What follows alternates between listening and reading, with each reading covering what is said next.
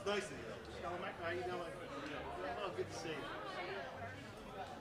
Yes, and then but the problem is, then I'll get Tom to sign off on it, and then we'll process it, and then we get his.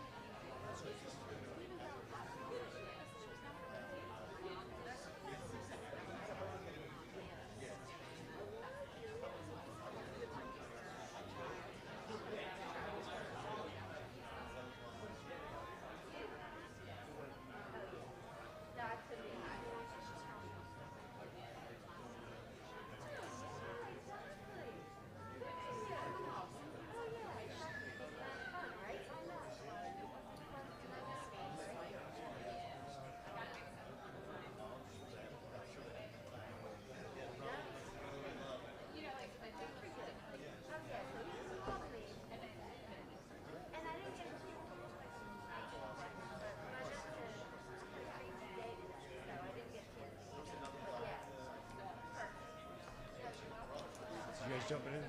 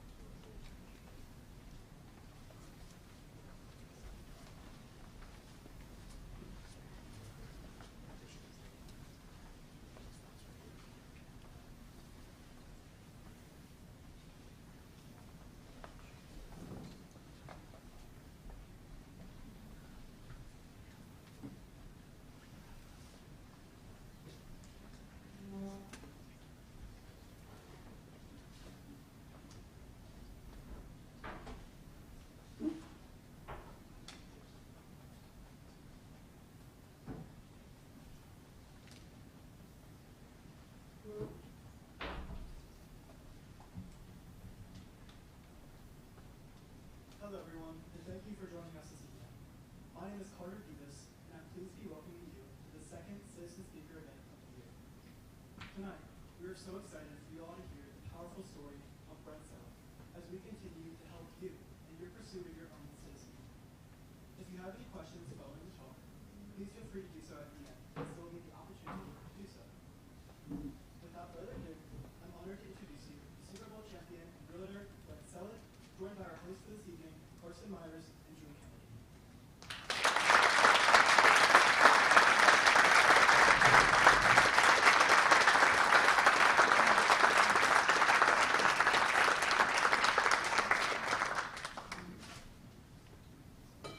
All right. Thank you guys for being here tonight. Thank you, Brent, for being with us. Of course. I'm super excited to have you here. Talk to you, get to know you a little bit. So, Yeah, thank you so much. This is surreal for us. I mean, if I think about it, 5 years ago we were watching the Super Bowl. A personal anecdote is that I was at Carson's house watching the Super Bowl with the rest of my friends, and comes full circle. And if I think about it, we've only been alive for 17 years, and it's definitely like top 3 moment of my life. Winning the Super Bowl. I mean, I'm right there with you. and obviously with Philadelphia sports, rough weekend for us, so thank you for winning the Super Bowl. Of course. yeah, I have to agree. Definitely pinnacle of my life right there. Pinnacle of sports career for the Eagles there with you. Can you take us back to Act 1, kind of where it all started, your motivation, how you started playing football in Cincinnati? Yeah, so I grew up in Cincinnati. I'm the oldest of 5 kids. My mom owned hair salons, and my dad was he was an engineer at first. I don't think he really liked the business world, so he became a stay-at-home dad. So I was lucky enough to be, I wouldn't say raised by my dad. My mom kind of did most of it. But, I had a guy at home that helped teach me a few things. But I had great parents. I had very supportive parents. I grew up going to Catholic grade school, ended up going to a Catholic high school, very similar to Mount Regret. And, I was very grateful for that. I think it did a lot for me in my life. And forever thankful, to my parents for that. When it comes to football, I always loved football at a young age. Growing up, probably, like my mom used to tell me when I was 3, 4 years old that I always said that I'm going to play football on TV one day. And I just think I fell in love with watching Notre Dame on Saturdays, watching the NFL on Sundays, and I love the physicality of it. I love everything about it. And the funny thing is, like, my dad never even really liked football. My grandfather, my dad's dad, used to make him play football, and my dad was really good at football. He played tight end actually in high school, got offered scholarships, but was like, I don't like football, I'm not going to play football. So he never took any of those scholarships, ended up going to the University of Cincinnati for engineering. So growing up, like, I never really had that dad that was coming out and throwing me passes and doing that stuff. It was all from me. I did have a close relationship with my grandfather, who was really into football. Like, he loved football. So him and I were really tight, and it was a goal of mine to make it into the NFL, to win a Super Bowl, to show my grandfather, like, I did it. Because there was one guy in my life that always believed in me, and that was my grandfather, and I always stuck to that. There were so many people along the way that were like, oh, you can't do it, you're not going to make it. Not that my parents always supported me, but they were my parents. They were like, be realistic about stuff. And I'm still dreaming.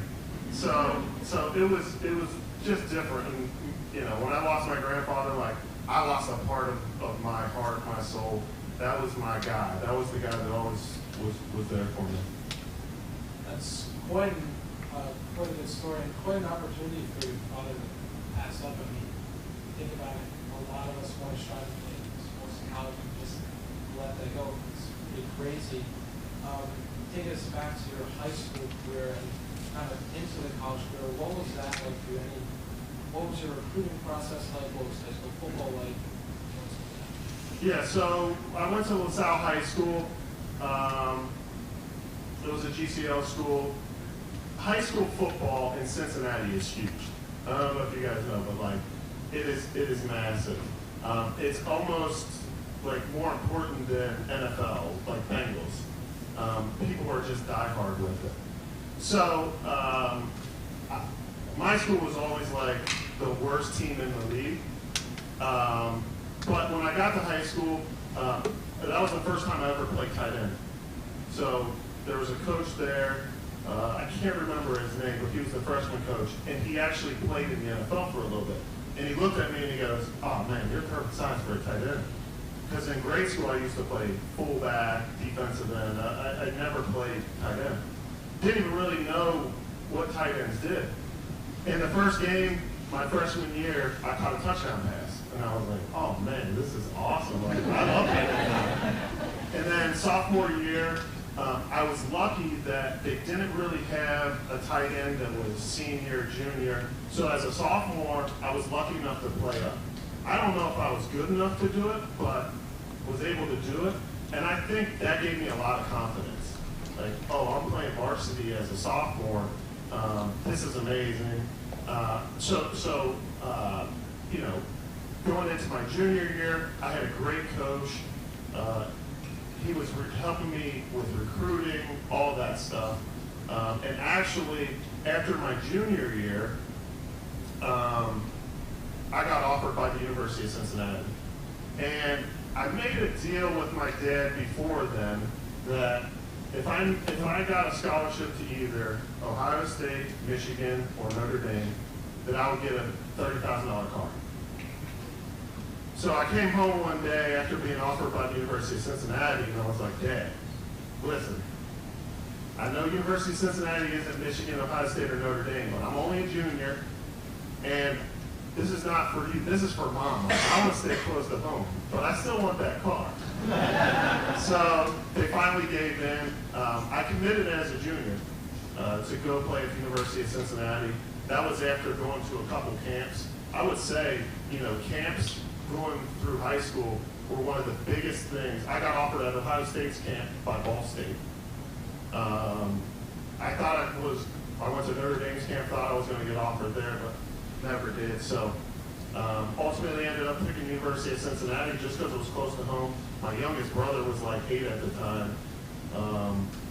But it was a good experience. Like, I was lucky to have a high school coach who was very involved in the recruiting and really helped me. Did you get that car? I got that car. It was a Mercury Mountaineer. So once you got to college, once you drove that car to college, you got there, what was it like being a student athlete on campus, kind of adjusting to that? Obviously, you were successful in that. You were drafted in the NFL. So how did you kind of balance that? We have some guys here who are going to be student athletes, some guys striving to be. What was that like for you, figuring out that? I still tell people to this day, like, college was the hardest time of my life. So hard. And if I had to go back and do it again, would I do it? It would be hard. I don't know. But I've been there, done that. I took school serious. I took football serious. I was also at a school where we were on the quarter system. And if you're on the quarter system, and let's just say you play 4 years of college, I was never going to be able to go to a pro camp until after their mini camps, because you had to graduate before you were able to go.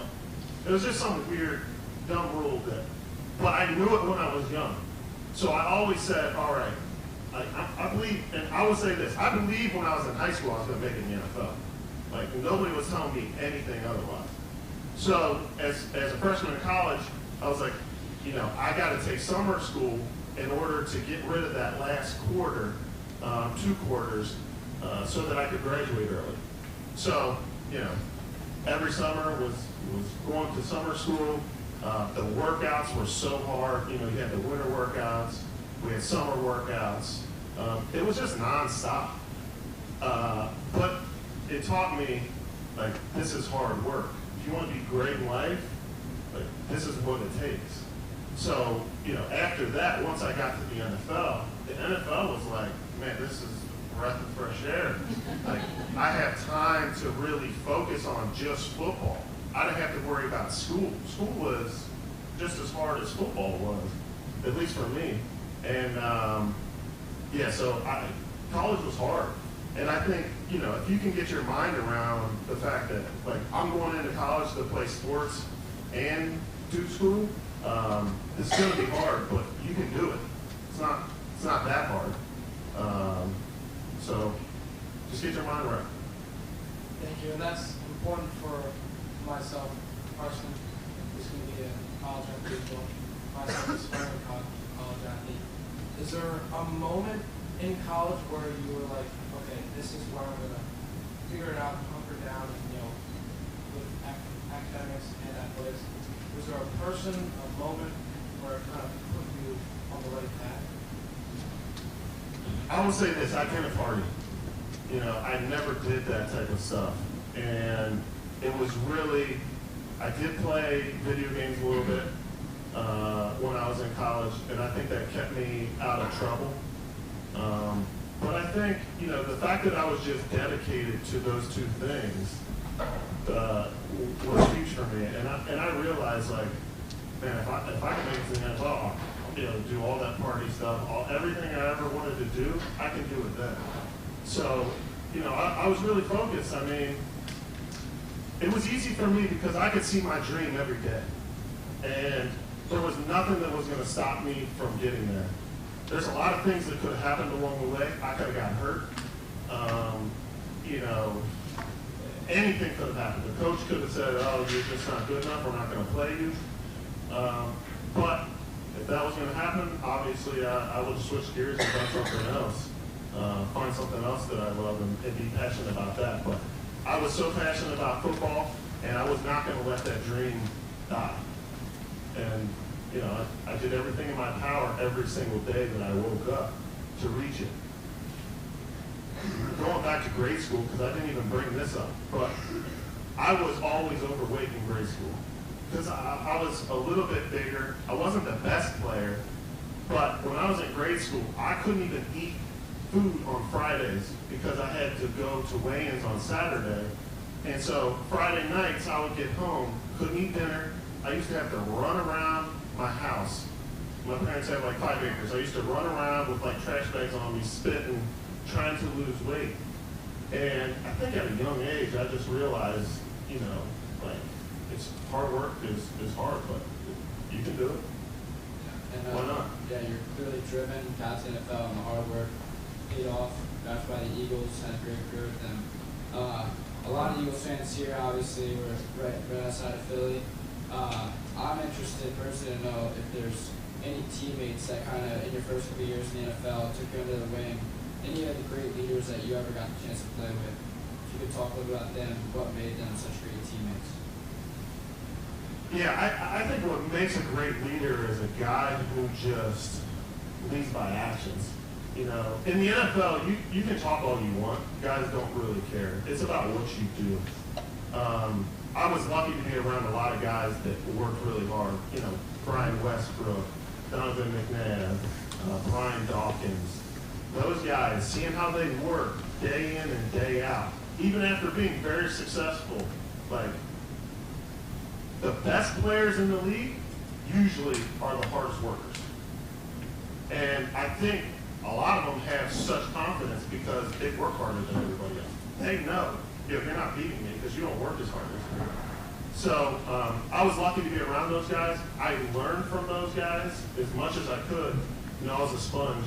When I came into the NFL, rookies never really talked. You just listened and work hard. It's a little different nowadays. My 11th year in the league, these kids were coming in, and they talk a little bit crazier nowadays. But that's just the world. That's the world we live in. But yeah, I was lucky enough, and I think on any NFL team, you're going to find those guys. But I was lucky to be around those guys: John Runyon, Trey Thomas. So one of the things we wanted to ask you about is, being in the NFL, it's obviously a lot of people want to do it, but not many get the opportunity to. Just because it's so hard, not only physically, but mentally. Can you take us through any of the hardships you may have gone through your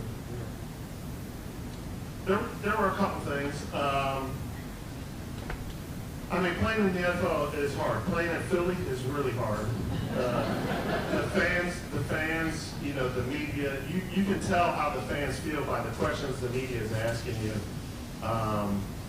But, you know, I would say my 6th year with the team, my tight end coach had become, well, the tight end coach was the old running backs coach. And I went into his office after the season, and he looked at me and he goes, Brett, yeah, we're looking for an upgrade of tight end. And wow, really? Okay. That's news to me. And then they drafted Zach Ertz in the 2nd round that year. So I knew, all right, you know, something could happen here. But in that situation, like, I remember when I was a rookie and there was another tight end older than me.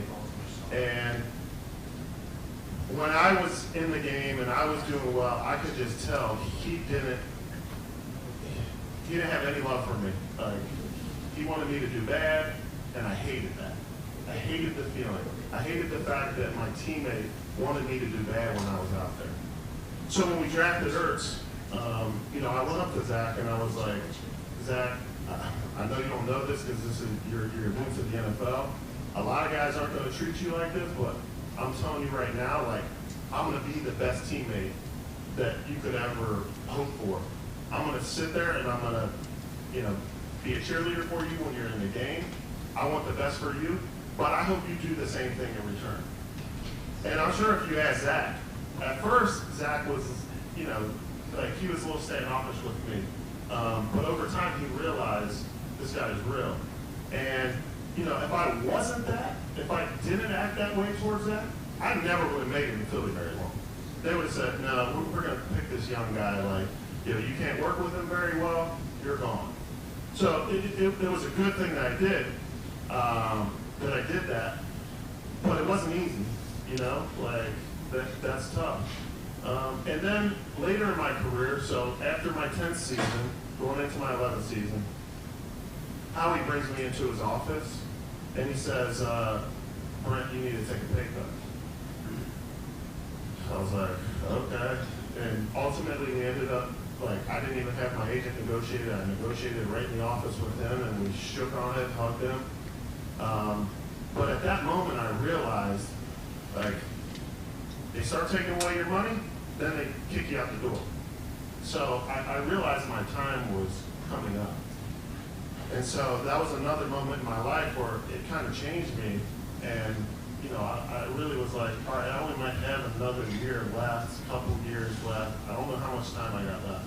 But I'm going to be super positive with all my teammates. I'm going to try to be different than I was. Like, not that I wasn't super positive, but, like, you know, there's times where you can say things like, oh man, this guy ain't getting this done.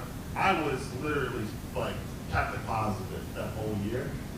And, you know, I remember in that off season, Alshon Jeffrey, where I was talking to him in the lunchroom, and I was like, man, could you imagine if we won the Super Bowl here? It would be crazy. And he looked at me, and he was dead serious, and he goes, if, you mean when?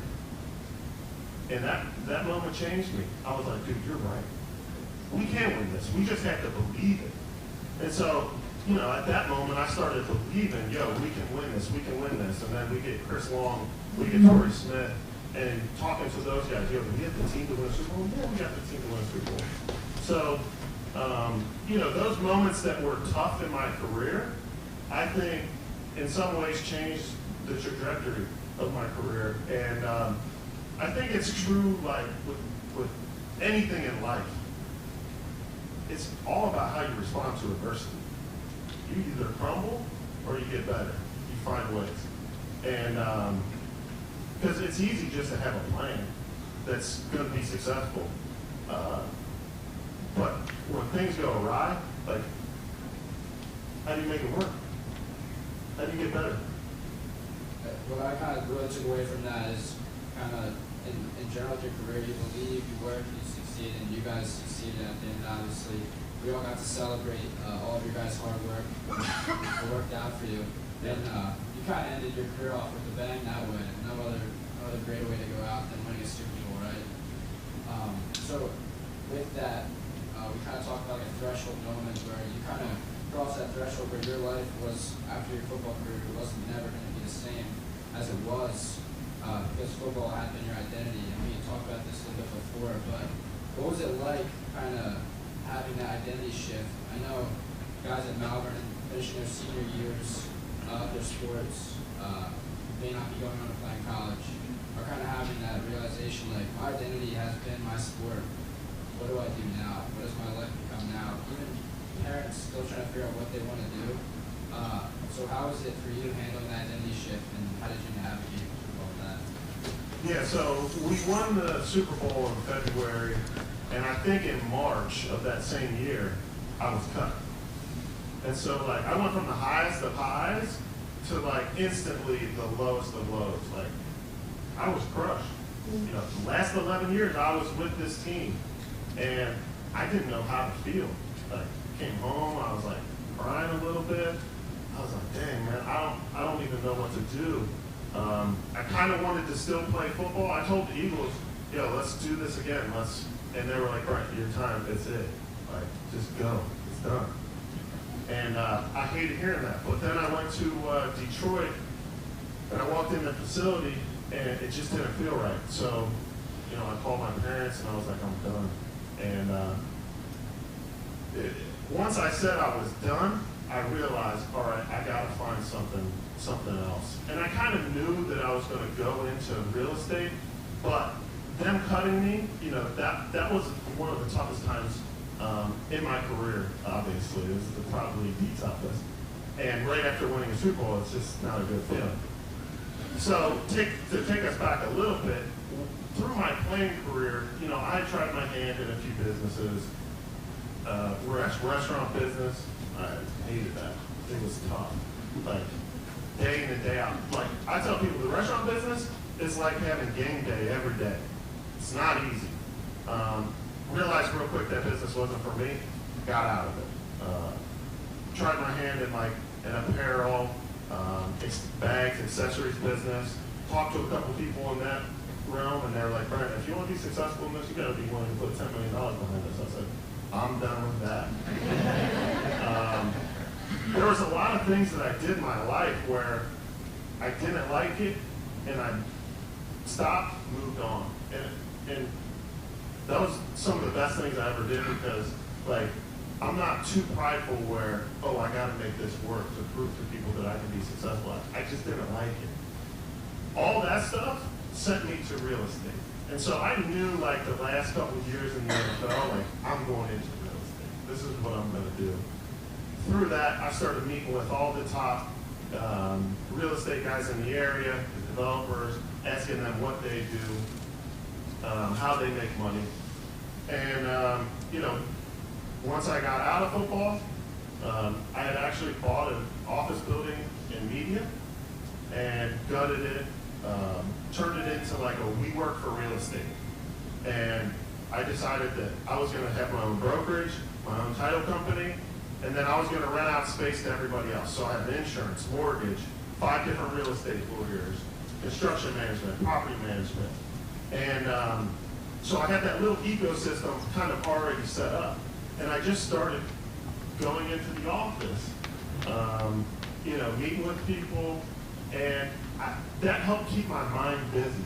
So I was lucky that I had that. If I had to sit at home with my wife and kids and listen to my kids scream all day, it would have been very depressing.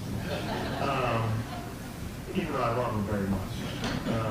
But I had that, and I slowly started learning the real estate business. And there's a lot of people along the way that were like, oh, Brent, you're not doing enough. You shouldn't just be selling homes. You shouldn't be doing this. And, you know, I look at them and I'm like, well, where did you start? You started from the bottom. And what's tough is for us prideful people to be a Super Bowl champion, play 11 years in the league, and then to step back and go to the bottom of something else at 36, 37 years old, it's not easy. So for me, I just had to get over that. I had to say, I don't care what people think. I'm going to learn this business from the ground up, and I'm going to slowly do bigger and bigger deals, and they'll come. And I've been doing that.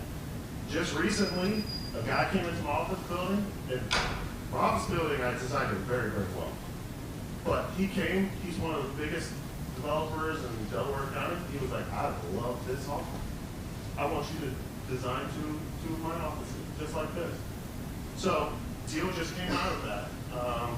And I had this office building for 5 years now. But it just took me just doing this stuff every day, and deals will start coming. And I loved it. Like I was telling you guys back there, at night, I look at articles on my phone that talk about design, architecture. Like you gotta find something you love. If you don't find something you love, I think it's hard to be great at it. Do you find yourself looking at that stuff when you're not doing anything else? You know, to me, that's when you know you love something. So I know I found something that I love. I'm going to be doing real estate for a long, long time. But eventually I'll get back into football. And with that getting back into football, is there an idea of what you would want to do in the future with that?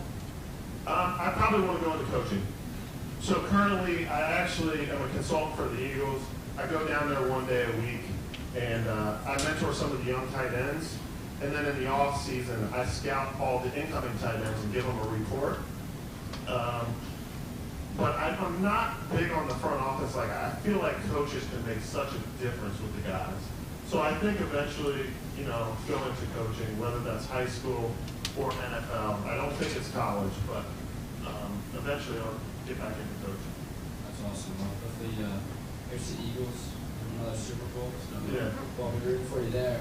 I kind of want to go back into what you're talking about with real estate and doing what you love. And we talked about back there that being a big thing. It's really hard to succeed at something that you don't love. So kind of going back to how you found that love for real estate, I know your name was attached to Take Flight Foundation, attached to a few other things early on in your post-NFL career. So can you just walk us through kind of what it was like finding that passion and love for real estate? That whole. Yeah, I mean, real estate kind of made sense to me. Growing up, my grandfather, my mom's dad, not my dad's dad, my mom's dad used to be a custom home builder. So he built multi-million-dollar homes. And I had gone to work for him a couple times, but they would always have me do the grunt work, like, you got to carry this wood. I hated it.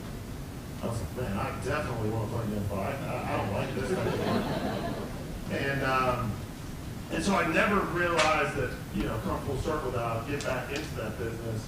But I love that business. Like, I can tell that I understand it. When I walk into a space, I'm always looking, how can I make this better? And getting onto the Take Flight or any of the stuff that I've done previously, like, yeah, I did have a foundation and I enjoyed it, but I felt like I was spending all my time just asking people for money, and it just wasn't me. Like, I love helping people, but I had buddies that had their own foundations and they were doing some great stuff, and I just thought, you know what, I don't want to do this. I'm going to help these guys be better at what they're doing instead of, doing it myself. So, and I really think that you got to be focused. Like, if I was doing, restaurant, accessory business, real estate, you can only do so much, and you got to be focused. So, even in real estate, I'm finding my way. I started by developing single-family townhomes. I learned how to develop from the ground up. I know how to develop, but I really did not like that business. Dealing with people that were buying houses from me was very, very tough. Because, perfect example, somebody buys a house from me, they don't close their window and lock it, and water starts coming into the window. They call me, Brent, there's water coming in my window. I think it's broken. I don't think you guys put it in right. And I'm a nice guy. All right, let's go rip out around the window, make sure it was put in right. Oh, it was put in right. Well, I just spent $3,000 doing all this stuff to rip it out and prove that it was right. So I don't like that side of the business. I like owning real estate. So I'm still finding my way inside of real estate. You know, there's some things that I've done where I'm like, I don't know if I'm going to do that again. But real estate, there's so much that you can do. So, you know, still finding exactly where I want to be, but I enjoy new challenges. And the good thing about real estate and development is, you know, once you understand the process, it's not like rocket science. You know, you got to bring in the right people. You got to have the right partners. You got to have the right engineer, architect, you know, builder, and you can do great things. You talked about finding a way in the business world. It must have been quite a transition, and we talked about it a little bit beforehand. The transition from working with the guys in the NFL and then working with the people in the business world. Can you tell us a little bit about that? The one thing I miss about the NFL is transparency. You know, like, you couldn't lie to your teammate. Like, oh man, I got my job done on that play. No, you didn't. Everybody saw you didn't get it done. I love that about football. In the real world, people, they throw crazy things at you. Oh, I'm doing this, I'm doing that. Half the time, they're not doing any of that. But I can't call them out because I don't know, you know? So that is the one thing that I absolutely love about football is everything is so transparent, and it creates this team and this camaraderie and this brotherhood that is just different because your relationship is built off like truth. There is no BSing each other, and I love that. I wish it could be in the business world, but you know, I'm learning ways to make it work. But I do miss that. Definitely, I can see that. I know all of us wrapping our fall seasons are going to miss team camaraderie. And like you said, you know, just put it on film. There's not a lot you can lie about in football, right? Yeah, like right now, I'm in real estate. So I got to tell people I'm good at design. I'm good with architecture. Like, I can do this stuff. I have to self-promote. Where in football, I would just be like, just watch the film. You know, you see it. People, my family members, they don't have to ask me how I did. They see on Sunday, oh, you played well. That's hard for me because I'm not a self-promoter. And when I'm talking to people like, I'm good at this stuff, they're like, you know, okay, like, I've only been in it for a couple of years, you know. So that part of it's tough, but I'm learning my way. Like, I'm not a big self-promotion guy, but I gotta do it. If I want to get deals, if I want people to, you know, believe in my ability, you know, I gotta tell them, like, I am good, and I'll back it up. I can do it. And thank you for sharing all of this. I know personally for me, it's been really cool to hear this side of you, hear all the great things that you've accomplished and the lessons you learned along the way. So thank you for sharing that with all of us. Of course. As an Eagles fan, I saw you as a big, hard-hitting tight end, so you know it's cool to sit here and talk about stuff like this. That kind of wraps up our interview portion of the event. So now we kind of open up to you guys. Is there anyone?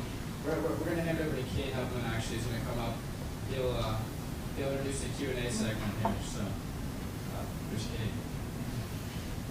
Thank you, Drew, Carson, and Brent. We'll start off the Q&A. If you have any questions, please raise your hand and I'll come over to you and give you the mic.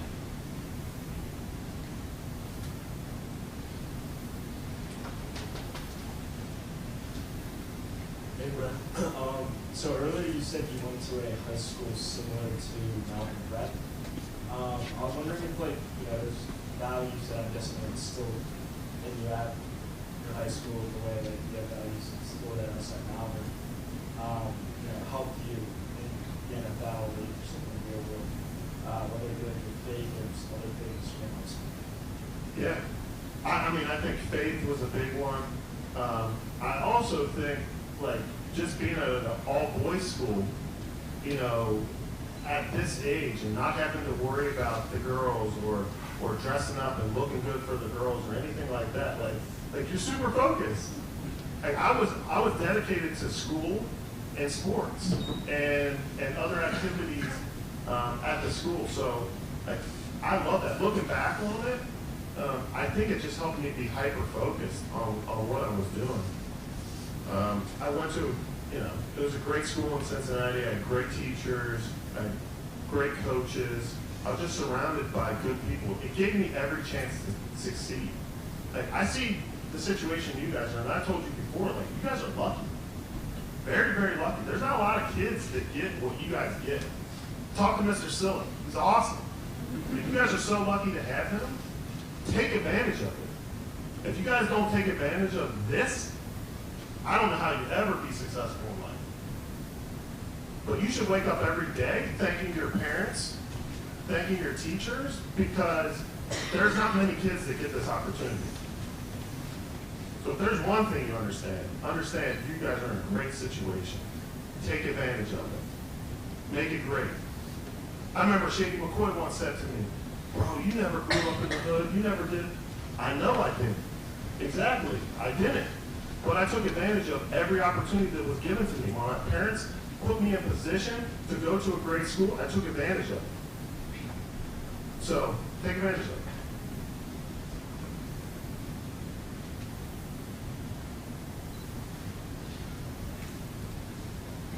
Can you walk us through the locker room mentality of when Carson went down? Yeah, so we're playing LA, and on the sidelines, like after Carson went down, you could feel it on the sidelines that guys were like, oh man, not again. But once Nick came in that game, and we had a shootout, I don't know if you guys remember it, but it was back and forth, and we won that game. Honestly, we walked back into the locker room, and it was a different feeling. It was like, this is next man up. It doesn't matter. If no one else is going to come here and save us. Like, all we got is who's here. So if we want to get it done, it's got to come from within. And I think the fact that Nick came in and was slinging the ball like that, and guys like playing with him, just gave us the feeling like we got a chance. A lot of the NFL is mentality. You know, like if you think you got a chance, you got a chance. You know, it's the teams that think, oh man, our quarterback's not good enough. Well, those are the teams that they always lose the games late, you know, not playing very well, or they just miss plays. So, yeah, I would say us winning that game was huge.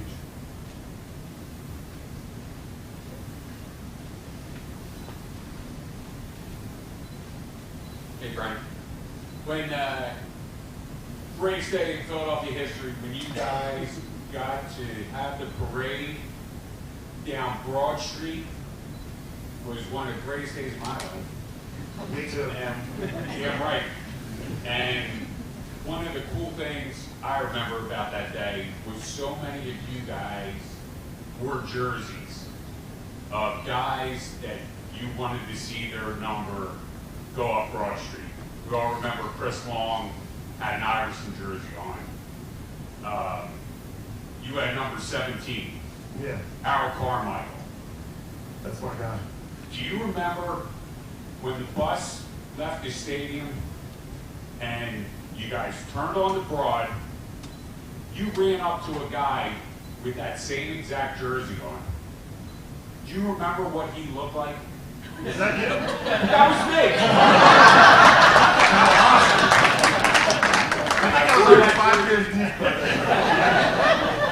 I wore that jersey to Minneapolis for that Super Bowl, and it meant the world to me because Harold Carmichael was such a character guy.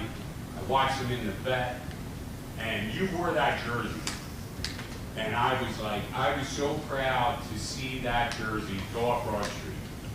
I'm like, that guy deserves to go up on the steps of the Art Museum. That was awesome. Thank you. But you jumped off the bus, and you saw me in it. And we high-fived, and a little hug, and me a good beer. And I just wanted to complete that dream of yours that you met the guy on Broad Street. That was me. So, you're welcome. I gotta say this about Harold. There's a reason why I wore that jersey.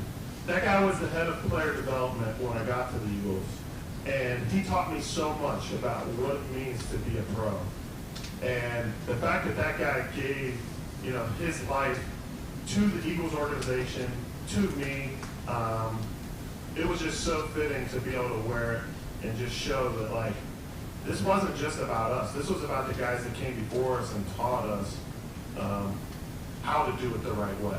And Harold was that guy. He's one of the closest guys to me to this day. I love that guy. And I have that jersey framed up in my house. It's awesome. It's got a bunch of beer stains on it. Probably.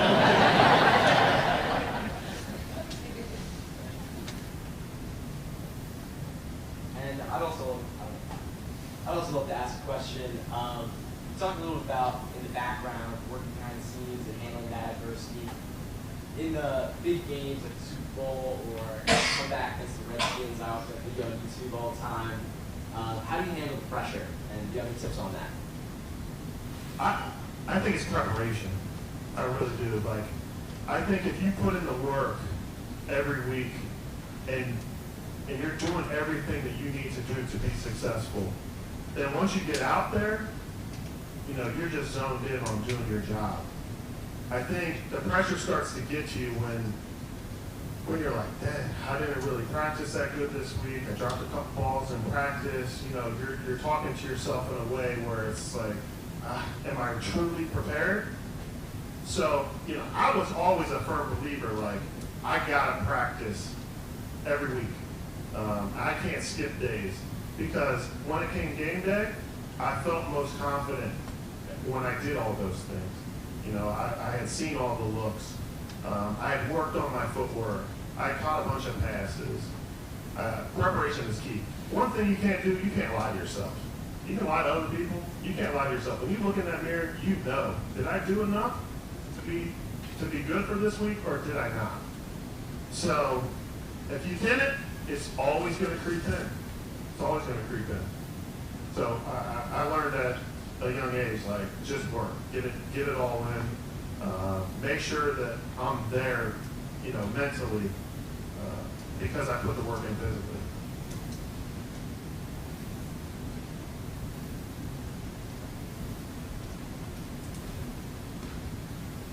So first of all, congratulations to all the guys that are putting all these together. Carson, you're doing a great job. And I really appreciate when you coming to the school. It's great to have you. We're all fans. I have a question about, you said that when you were in high school and you always wanted to be an NFL player. You always thought, you believed in it, you visioned that being an NFL player. What would be your recommendation to all these young kids here that maybe they want to be an athlete in college and maybe they want to be pros? Because I would assume that mentality daily of you believing that you're going to be, at the end, I believe that if you see yourself doing it, eventually it will happen.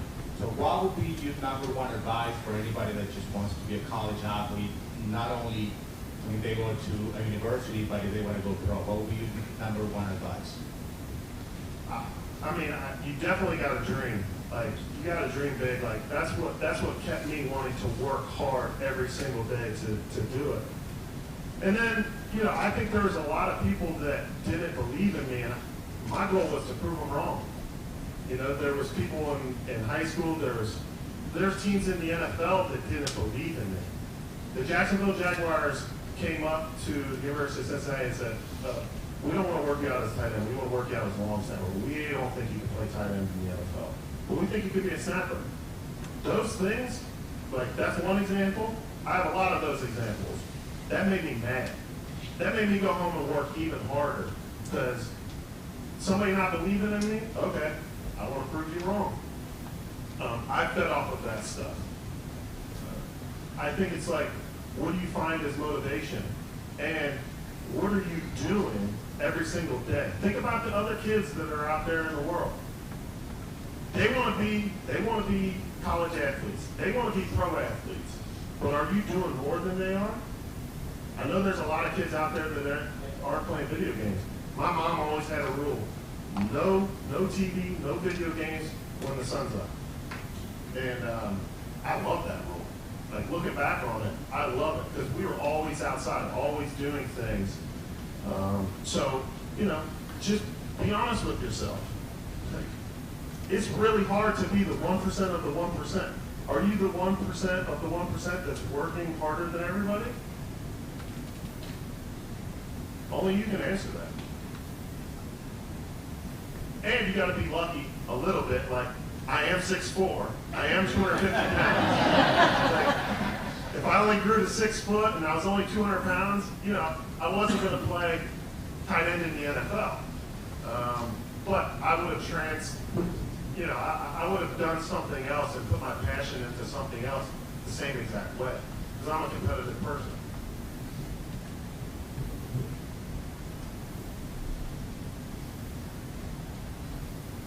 It's funny, I heard you say how disappointed you were after 11 years and being told that you didn't have a job anymore.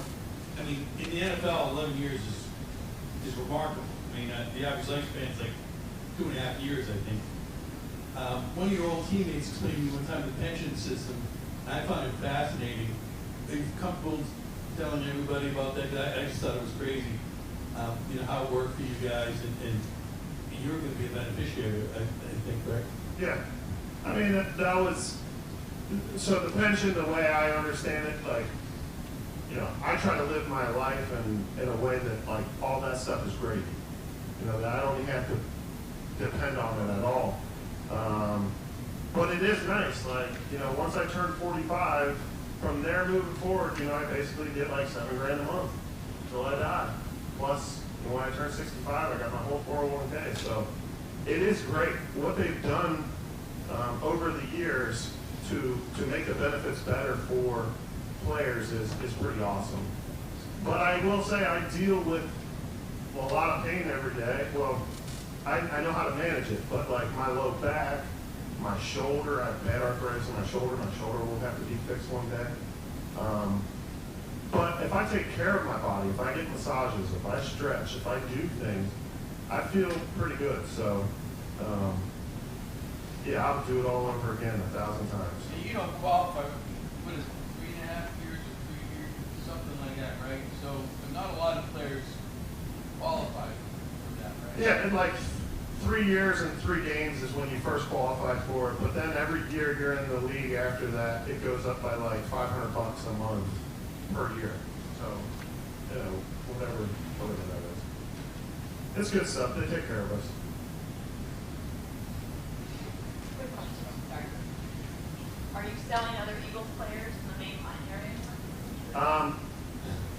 That's a tough one. Number one, football players are tough when it comes to half of them don't have credit. I don't even believe they should be buying houses in a lot of cases, okay? So I can't tell them, yo, you got to go buy this house when I honestly think they should be renting. Until you know where you want to stay, I don't think you need to be buying a house because you get traded midway through the season, then you're going to have to sell that house. Yeah, it's great for me. It's not great for them. So I try to stay away from that. There's other things that come into play with athletes that are not good, and I don't want to be in the middle. So, like, if I know a guy that's been there for, like, Brandon Graham, for example, he comes to me and says, yo, I want to buy a house here. Yeah, I'm helping you find a house. Zach Ertz comes to me, yo, I need to sell my house. Yeah, okay, sell your house. But generally speaking, I kind of let those guys figure it out on their own. I don't want to be in the middle of some of those. If that makes any sense. Any last question? No. Yeah.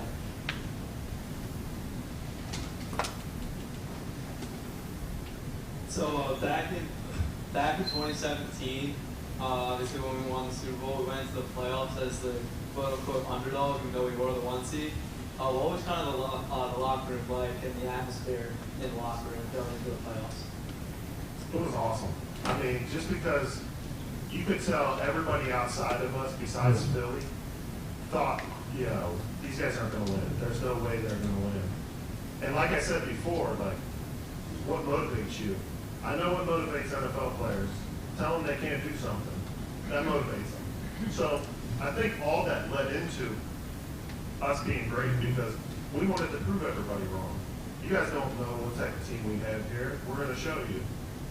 And ultimately, like, you got to win it all, though. Like, we're seeing it with the Phillies. Like, man, I'm so disappointed because, like, you made it so far, but you got to get it done. It doesn't matter. Like, people are going to look back and say, dang, you know, like, they'll even forget about it. They're not going to forget about 2008 when the Phillies won the World Series. They're not going to forget about 2018 when the Eagles won the Super Bowl. So, like, it doesn't matter just making it there. No one cares. Win it. That's all that matters. Win it all. And that was our mindset as a team. Hey, Brent. Thanks again for being here today and talking with all of us. Of course.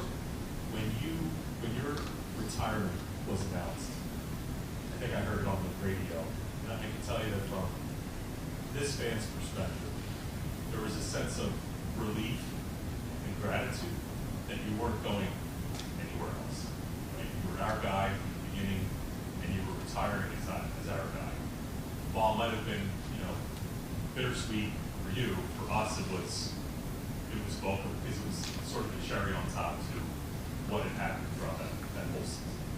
My question for you is, what's it been like to plant your feet and cement yourself down here in the Philadelphia area, having played here your whole career? I'd like to hear about that. It's been a dream come true, honestly. Like, I come from Cincinnati where people are not passionate in Cincinnati like they are here.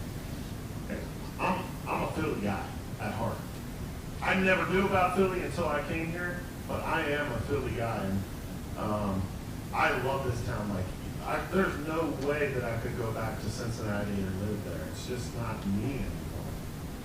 So I'm very appreciative that I was actually drafted by Philly. This is where luck comes in. Like, lucky that I was drafted at Philly, lucky that I was able to stay here 11 years, lucky that I was able to win a Super Bowl my last year. There's so many opportunities here for me, and so why not stay here? I met my wife here. I got all my kids here. I love this place, and I'm going to try to ingrain myself into the community more and more, and do as much as I can to give back, because this community has given me everything that I have. And I'm very appreciative.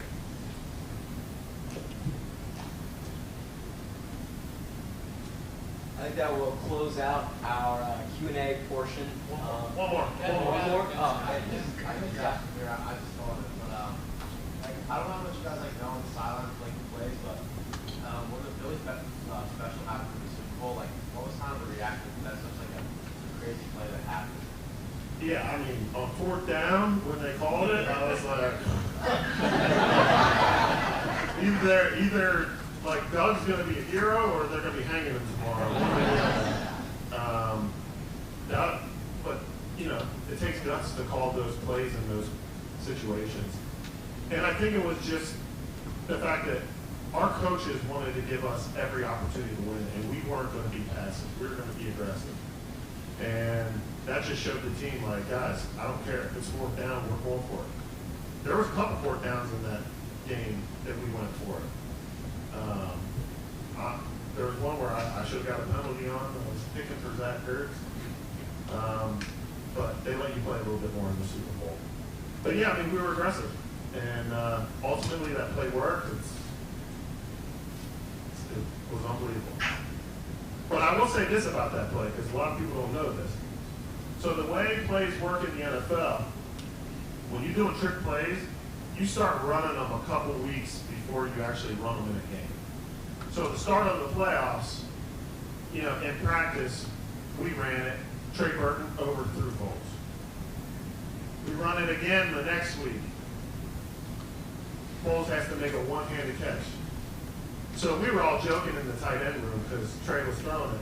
We're like, bro, don't worry, dude. Like, you're just going to throw a touchdown in the Super Bowl. Like, messing with them. Like, there is no way they're calling this play. You are terrible like this. And then they call it the Super Bowl and he throws just up. Like, it's just unbelievable. Yeah. What's your welcome center? Welcome to the NFL moment. I think when I've gotten the huddle and there's Donovan McNabb and there's Brian Westbrook and I'm in there with them, I was playing with these guys on video games and now like, I'm throwing the ball, I'm blocking for them. That was a pretty amazing feeling.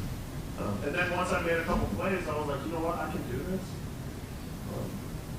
You know, just got to prove it to yourself.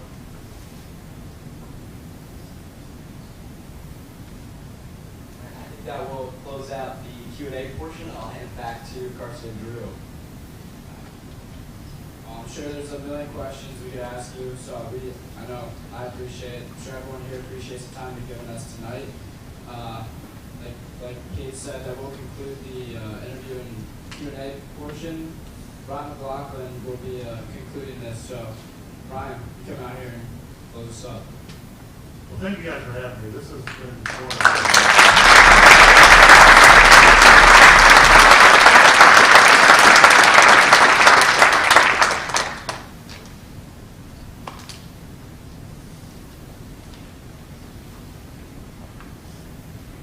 Brent, thank you so much again for being here, and thank you to everybody who took time to be out here tonight. Sit down. We hope that you all found this event to be beneficial in your journey to finding your citizen moment. Just a quick announcement, we wanted to remind everybody to be on the lookout for our My Citizen Moment podcast. We recently recorded a new episode with the T-Bones and Mayo brothers, when they will talk about their work with the Headstrong Foundation, and we hope to have this published on every major podcast platform in the next coming weeks. And on November 22nd, we will host former Villanova basketball coach Jay Wright. We have sign-up tables in the back right there if you didn't sign up already. And everyone in attendance at this event will also receive a link in an email with an invitation to sign up for that event directly. If you didn't get that link, or if there's other people who would like to ask to be at that event, or somebody else that's interested, they can sign up directly through the Citizen website or on our Instagram where you can access that link. Brent, again, I'm so happy that we were able to celebrate and share your business story tonight. I know that many of the audience, myself included, feel inspired and definitely a new sense of what their citizen moment may be. And we really appreciate all of your time. We will definitely be looking forward to what's coming in the future. Thank you again. No, thank you.